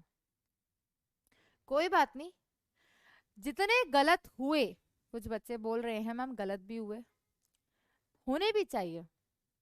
आपको पता तो चला बेटा आपको क्या नहीं आता, मानते हो नहीं मानते हो? हमको पता तो चला कि हमें क्या नहीं आता। डीएनएफ ब्लॉक एलिमेंट सुनने में छोटा सा चैप्टर है, बट क्वेश्चन तो यहाँ से भी 4 मार्क्स का आता है। मोल कंसेप्ट 1 महीने तक पढ़ते हैं, 1.5 महीने तक पढ़ते हैं, क्वेश्चन तो उससे भी 4 नंबर का आता है। पॉइंट है या नहीं है? Taqeer Ahmed absolutely right, absolutely good बेटा, आउट ऑफ 35, आउट ऑफ 35 सही है आपके। ओनली 5 रॉन्ग, वो भी अच्छी बात है, वेरी नाइस। जिनके 30 भी करेक्ट हैं, very good, nothing wrong in that. You know what matters, जितने गलत हैं उतने अब सही होंगे क्या? क्या हमें वो 5 क्वेश्चन अब अच्छे से आ गए क्या? That matters. ज्यादा क्वेश्चन डिस्कस कराने का सिर्फ इतना ही था कि पहली बात कंसेप्ट्स रिपीट हो जाएं, एक रिवीजन हो जाए। दूसरा कॉन्फिडेंस बिल्डअप होता है बेटा। आप इससे भले ही घबरा रहे हो, मैं तो कह रही हूँ 35 में से 15 क्वेश्चन तो सही निकले होंगे आपके, कि नहीं निकले? अगर 35 में से 15 भी सही हैं तो आपको इस चीज के लिए खुश होना चाहिए कि आप क्लास में फोकस कंसंट्रेशन के साथ पढ़ रहे हो, कि आपने 4 क्लास में जिस चैप्टर को खत्म किया है, कल खत्म किया है, आज आप उसके क्वेश्चंस अटेम्प्ट कर पा रहे हो। तो चीजें बहुत इजी हैं, चीजें बहुत इजी हैं, कुछ भी टफ नहीं है। डिपेंड करता है कि आप अटेम्प्ट कर रहे हो नहीं कर रहे हो। अभी मैं इतने भी खत्म करा दूं तो कोई बड़ी बात थोड़ी है, हो गया आज का सेशन।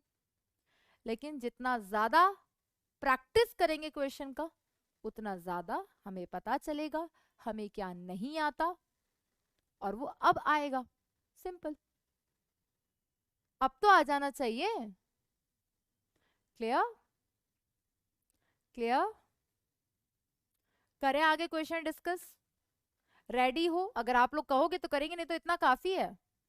हमने कर लिए, लास्ट 20 साल के कर लिए, 2005 के 2-3 और रह गए, 5-4 के। अगर काफी है तो बहुत है आज के लिए।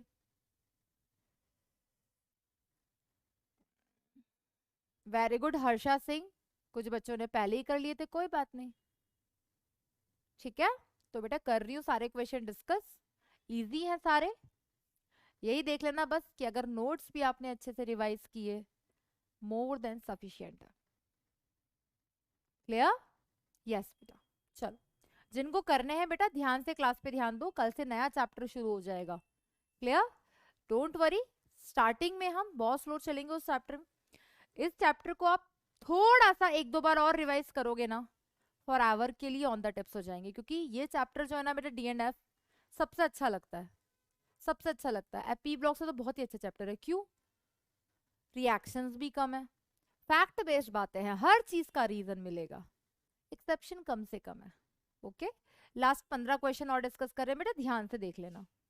The aqueous solution containing which one of the following ions will be colourless? आप बताओ, कलरलेस कौन होगा, खुद बता दो। कलरलेस वो होगा जिसके पास एक भी अनपेयर्ड इलेक्ट्रॉन नहीं होगा। अगर अनपेयर्ड इलेक्ट्रॉन नहीं है तो वो डीडी ट्रांजिशन नहीं कर सकता। डीडी ट्रांजिशन नहीं कर सकता, दैट मीन्स आपको बस ये देखना था, तो 3d14s2 0 अनपेयर्ड इलेक्ट्रॉन, बिल्कुल ये कलरलेस हो जाएगा। क्लियर है एकदम? Next question 37। 4 successive members of first of transition series are listed below with their atomic number. Which one of them expected to have third ionization enthalpy? इनमें से third ionization enthalpy highest किसकी होगी? Elements दिए हैं vanadium, chromium, iron, manganese. Clear? Vanadium का electronic configuration क्या होता है बेटा? 3d2-4s2। तो 2 इलेक्ट्रॉन निकाल देते हैं तो अब इलेक्ट्रॉन 3d2 में से निकलेगा। क्रोमियम का इलेक्ट्रॉनिक कॉन्फ़िगरेशन होता है 3d5-4s1। 2 इलेक्ट्रॉन निकल गए तो अब इलेक्ट्रॉन 3d4 में से निकलेगा। 3d6-4s2, 2 इलेक्ट्रॉन निकल गए, अब इलेक्ट्रॉन 3d6 में से निकलेगा। 3d5-4s2, 2 इलेक्ट्रॉन निकल गए, तीसरा इलेक्ट्रॉन 3d5 में से निकलेगा। आप खुद बता दो बेटा, थर्ड आयनाइजेशन एनर्जी मैक्सिमम किसकी होगी? 3d5 की, क्योंकि हाफ फिल्ड हो गया, स्टेबल हो गया, अब तीसरा इलेक्ट्रॉन निकालने के लिए सबसे ज्यादा एनर्जी मैग्नीज को देनी पड़ेगी. Next question, the main reason for largest number of oxidation state exhibited by the actinoids than the corresponding lanthanides. Already discuss हो चुका है, बताओ जल्दी से क्या आंसर हो जाएगा बेटा. ऑलरेडी डिस्कस हो चुका है. lesser energy difference between the 5f and 6d than between 4f and 5d orbitals. clear? energy difference कम होता है, इसलिए वेरिएबल ऑक्सीडेशन स्टेट शो करते हैं. Next question, the catalytic activity of transition metals. बिल्कुल, हमने ट्रांजिशन मेटल्स की property show की थी. क्या पढ़ी थी? कि वो कैटालिटिक बिहेवियर शो करते हैं. And their compounds is ascribed mainly to. ये कैटालिटिक एक्टिविटी जो शो करते हैं वो किस वजह से करते हैं बेटा? यस, जल्दी से बताओ. Magnetic behaviour? ना जी. Unfilled D orbital? ना जी. Their ability to adopt variable oxidation state. Clear? Variable oxidation state क्यों शो कर पाते हैं? एनर्जी डिफरेंस कम होने की वजह से 3d और 4s के बीच में वेरिएबल ऑक्सीडेशन स्टेट शो करते हैं, तभी इनके पास टेंडेंसी होती है इलेक्ट्रॉन पेयर एक्सेप्ट करने की. That is the reason. Their chemical reactivity? No. Next question, which one of the following elements shows maximum number of different oxidation state in its compound. इनमें से कौन सा एलिमेंट ऐसा है जो maximum number of oxidation state show कर सकता है? सिंपल, क्या देखना है? जिसके पास maximum number of unpaired electron हो. Clear? That will be the answer. तो लैंथेनम 5d1 6s2 +3 शो करता है सिर्फ. क्लियर? यूरोपियम की बात करें तो ये +3 तो शो करता है, लेकिन +2 ज्यादा स्टेबल शो करता है. गैडोलिनियम +3 ज्यादा शो करता है, लेकिन जो ये अमेरिशियम होता है maximum number of unpaired electron show करने की वजह से maximum number of oxidation state show करता है. क्लियर? नेक्स्ट क्वेश्चन आपकी स्क्रीन पर ये रहा. क्या क्वेश्चन है बेटा? Without losing its concentration. Question को ध्यान से पढ़ना बेटा, क्वेश्चन को ध्यान से पढ़ना. Without losing its concentration, ZnCl2 solution cannot be kept in contact with. हमें इसकी concentration को lose नहीं करवाना है. अगर हमें इसकी concentration को lose नहीं करवाना है तो हमें इस ZnCl2 solution को उसके अंदर रखना चाहिए जो इससे ज्यादा reactive हो. I am repeating once again, without losing its concentration. ZnCl2 को हम किस में रखें? ZnCl2 को हम किस में नहीं रख सकते? ZnCl2 को हम किस में नहीं रख सकते जिससे उसकी कॉन्सेंट्रेशन लूज हो जाएगी? तो हमने एक सीरीज पढ़ी है, इलेक्ट्रोकेमिकल सीरीज. इलेक्ट्रोकेमिकल सीरीज में हमने क्या पढ़ा है कि जो हाईली रिएक्टिव मेटल्स होते हैं वो लो रिएक्टिव मेटल्स को रिप्लेस कर देते हैं. तो अगर हमें ZnCl2 सॉल्यूशन को मेंटेन्ड रखना है, इसको रिड्यूस नहीं होने देना है, इसकी रिएक्शन नहीं होने देनी है, तो हमें इसको उस कंटेनर में नहीं रखना जो कि इससे ज्यादा रिएक्टिव हो. जो इससे लो रिएक्टिव होगा उसमें ये रखा रहेगा, लेकिन जो इससे ज्यादा रिएक्टिव होगा वो इसे रिप्लेस कर देगा. तो हमारे पास सीरीज क्या है? लेके 12 सरदार का नाम मांगे अली महान जानकर फेंके सीडी कोई नीचे सुनो प्रभात है क्यों आगे आए. अब ध्यान से देखो बेटा, ये रहा Zn. Zn से बाकी जितने भी ऑप्शन दिए हुए हैं नीचे वो लीस्ट रिएक्टिव है, ऊपर एक ही मोर रिएक्टिव है. कौन बेटा? That is aluminium. तो हम इस Zn को एल्यूमिनियम के कंटेनर में नहीं रख सकते क्योंकि वो उसकी कॉन्सेंट्रेशन को लूज करवा देगा. So correct answer will become option B. Next question बेटा, which ion is colourless? Colourless कौन होगा? जिसके पास एक भी अनपेयर्ड इलेक्ट्रॉन नहीं होगा. अब तो इतने सारे ऑप्शंस में ये आ गया. Correct answer will become option B 3d1 4s2. 3 electron निकल गए, 0 अनपेयर्ड इलेक्ट्रॉन, 0 अनपेयर्ड इलेक्ट्रॉन, तो इसमें 0 हो गया. Clear? Next question, general electronic configuration of lanthanoids पढ़ चुके हैं बेटा, जल्दी बता दो क्या होता है जनरल इलेक्ट्रॉनिक कॉन्फ़िगरेशन, लैंथेनॉइड्स हो या एक्टिनॉइड्स हो? क्या होता है बेटा? n-2f1,2,14, n-1 0,7 ns2.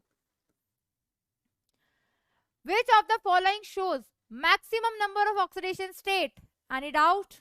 Manganese. Next, CuSO4 when reacts with KCN forms CuCN, which is insoluble in water. It is soluble in excess of KCN due to the formation of following complex. किस complex का formation होता है बेटा? K3CuCN4. याद है? इसका formation होता है बेटा. आंसर हो जाएगा बी. रिएक्शन लिखी थी बेटा केमिकल प्रॉपर्टीज ऑफ K2Cr2O7 में, रिएक्शंस ऑफ CuSO4 भी लिखी थी. नेक्स्ट बेटा, which of the following is expected to be coloured in solution? तो कलर्ड होने के लिए क्या चाहिए बेटा? Presence of unpaired electron. क्योंकि अगर अनपेयर्ड इलेक्ट्रॉन होंगे तो डी ट्रांजिशन होगा, डी ट्रांजिशन होगा तो कंपाउंड कलर शो करेगा. तो अब बता दो इनमें से किसके पास अनपेयर्ड इलेक्ट्रॉन है?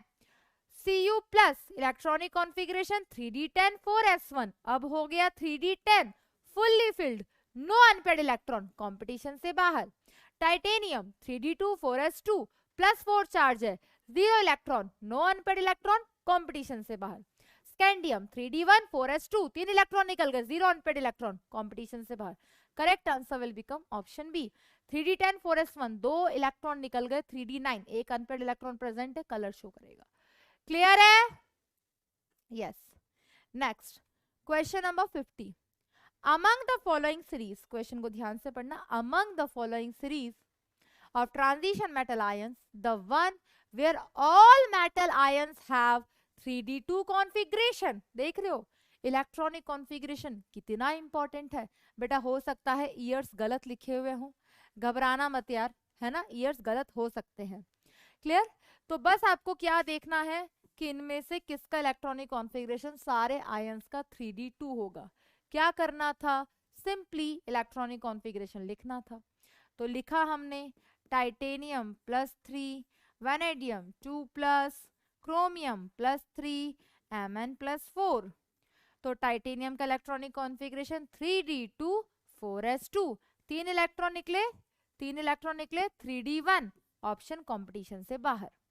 बी ऑप्शन में हमको दिया था titanium plus, vanadium +4, chromium +6, Mn +7. इसमें तो सब में 0 अनपेयर्ड इलेक्ट्रॉन आ रहे हैं, कंपटीशन से बाहर.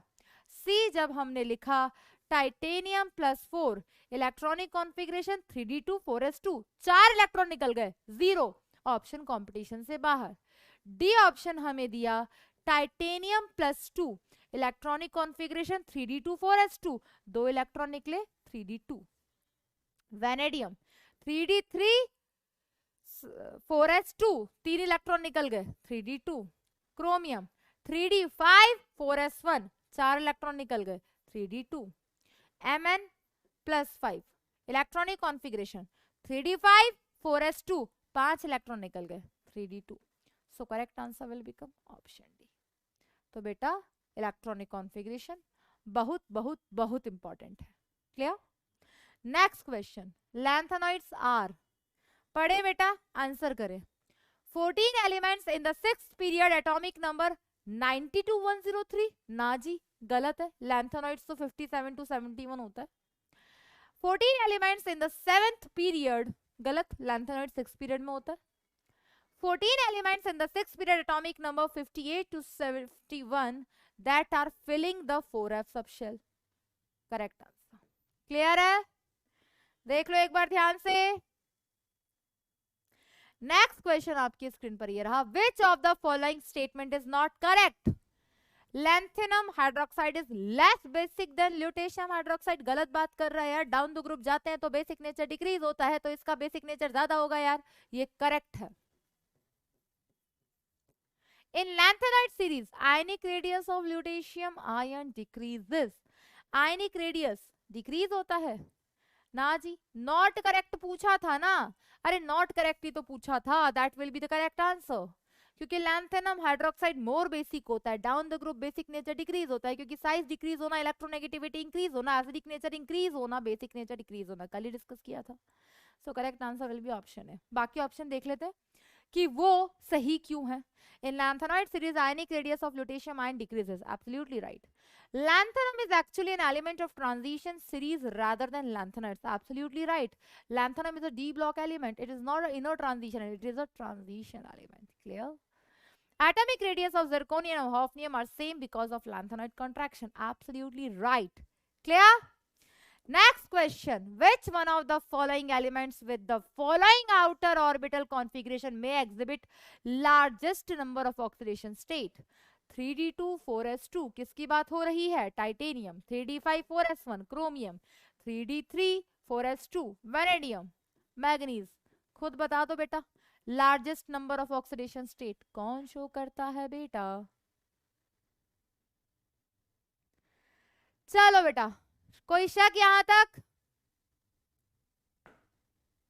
नेक्स्ट क्वेश्चन आपकी स्क्रीन पर ये रहा। The highest possible oxidation state shown by osmium in the compound, लिखा था OSO4 osmium tetroxide, strong oxidising agent cis diols के फॉर्मेशन के लिए यूज होता है। And here the oxidation state of osmium is +8। Clear है?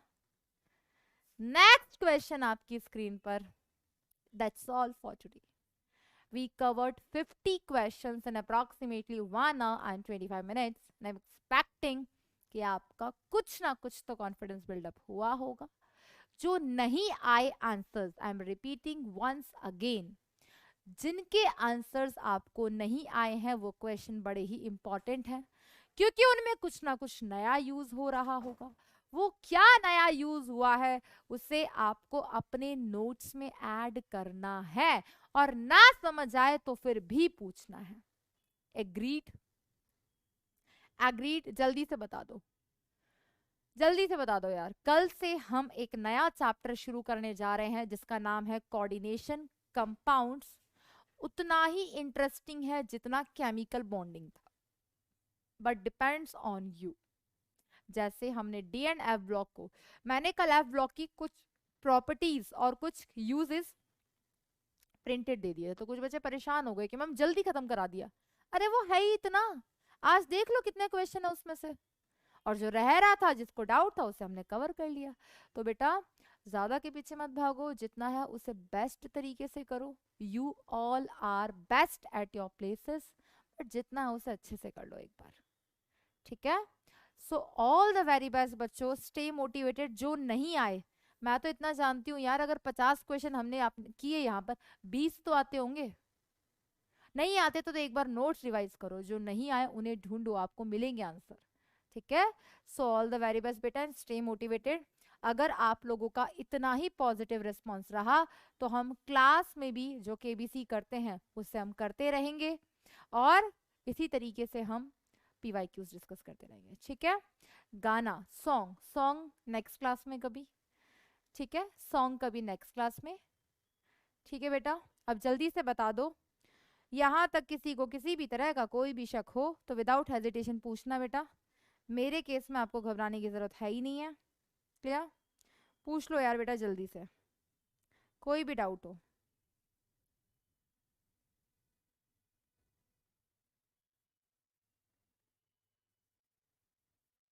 यस, जल्दी से बताओ, कोई डाउट, कोई बात?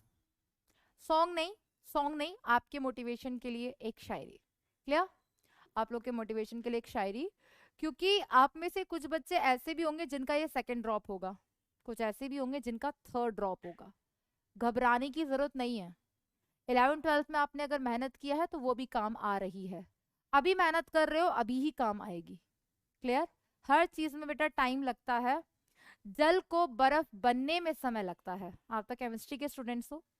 जल को बर्फ बनने में समय लगता है, सूरज को निकलने में वक्त लगता है। किस्मत को तो हम बदल नहीं सकते, किस्मत को तो हम बदल नहीं सकते, लेकिन अपने हौसलों से किस्मत बदलने में वक्त लगता है। ये ध्यान रखना। तो अपना हौसला हमेशा रखो। क्लियर? आपका हौसला, आपकी पॉजिटिविटी ही आपकी किस्मत को बदलेगी, ये हमेशा ध्यान रखना। क्लियर? तो ऑलवेज स्टे मोटिवेटेड। ये जो मैं लिख कर जाती हूँ, it means a lot for you all. Failure सब फेल करते हैं, लेकिन डिपेंड्स कि हमने हार नहीं माननी है, हमने हार नहीं माननी है। Clear? All the very best बच्चों, मिलेंगे कल की क्लास में नए चैप्टर के साथ, नए जोश के साथ। बट स्टे मोटिवेटेड यार, तुम मोटिवेटेड रहते हो तुम पढ़ाने में डबल मजा आता है। Clear? All the very best बच्चों, थैंक यू।